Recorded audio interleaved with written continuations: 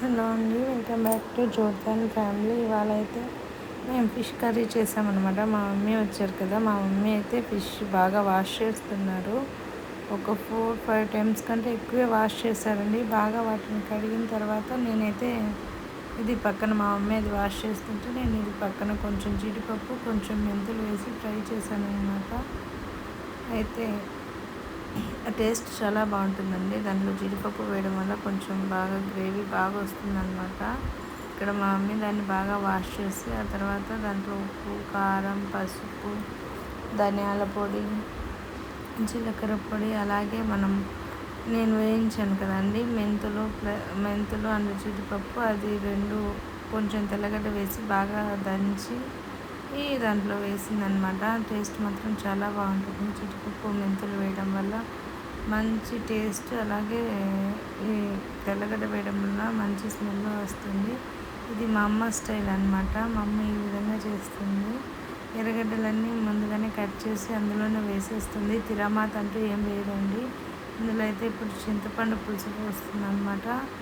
చింతపండుని బాగా పిసికి వాటర్లో నానబెట్టేసి ఆ గుజ్జు అంతా తీసేసి అదంతా దాంట్లో వేసి పిండుతుంది మా మమ్మీ.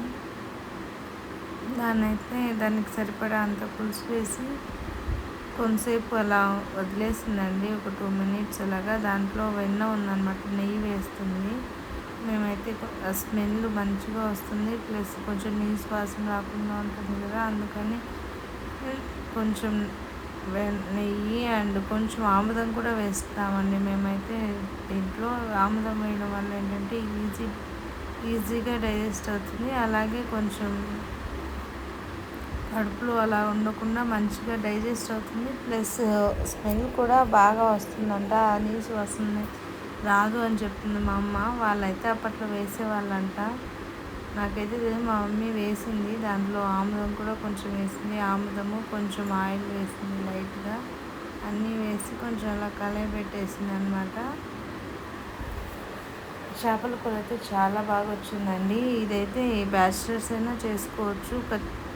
చాలా తక్కువ ఇంట్లో ఉండే వాటితోనే అనమాట. మెయిన్ ఏం మసాలా ఏం లేదు, సింపుల్ అండ్ ఈజీగా ఫాస్ట్గా అయిపోతుంది, క్విక్గా. మనం అదే పని కంటే ఏం చేయట్లేదు. ఇక్కడైతే మా మమ్మీ ఎలా ఉందో టేస్ట్ చేయండి అని చెప్తుందనమాట.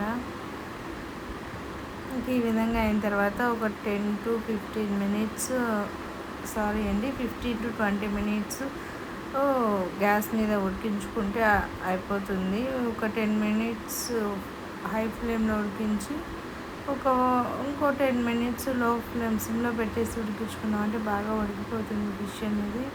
ఫిష్ ఎప్పుడు మనము గంటె తీసుకొని గరవ కలబెట్టకూడదండి. సింపుల్గా దాన్ని అలా అంటారనమాట. మా మమ్మీ అయితే అది అలా అనేటప్పుడు నేను వీడియో తీయలేకపోయాను. ఈసారి ఎప్పుడైనా మా మమ్మీ ఫిష్ చేసేటప్పుడు ఇంకా బాగా వీడియో తీస్తానమాట. ఇది ఏం చేప అనేది అయితే నాకు ఈ చేప పేరు అయితే తెలియదండి. ఫిష్ మాత్రం చాలా బాగుంది, ఒకే ముళ్ళు ఉండింది అందులో. దాని పేరు అయితే నాకు తెలీదు. మా సైడ్ అయితే బురద మట్టలు అంటాము, మీరేమంటారో కామెంట్ చేయండి. వాటిని మేమైతే అలా పిలుస్తామన్నమాట మా ఊర్లో. మీరు ఏమంటారో నాకైతే తెలియదు, అసలు ఆ చేపని ఏమంటారో తెలియదు. మా వాళ్ళైతే అలా అంటారు కాబట్టి నాకు అదే తెలుసు అన్నమాట. కానీ సబ్స్క్రైబ్ చేసుకోండి అబ్బా, లైక్ చేయండి, మీకు నచ్చితే షేర్ చేయండి మీ ఫ్రెండ్స్కి. ఇంకొంచెం ఎంకరేజ్ చేస్తే ఇంకొంచెం మంచి వీడియోస్ చేస్తాను. ఈ విధంగా మా మమ్మీ అయితే మొత్తం కలయబెట్టి దాన్ని అయితే ఇప్పుడు గ్యాస్ పైన పెట్టేస్తుంది అనమాట.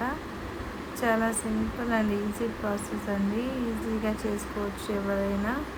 మా మమ్మీ దాంట్లో మళ్ళీ ఉప్పు కారం చెక్ చేసి సరిపోయిందా లేదా అని చూసి మళ్ళీ వేసిందనమాట. ఈ విధంగా ఒకసారి వీడియో తీశాను నేను, అది కుక్ అయ్యేటప్పుడు. ఈ విధంగా బాగా కుక్ అయిందనమాట. మా పిల్లలు అయితే చాలా ఇష్టంగా తిన్నారండి. చాలా సింపుల్ అండ్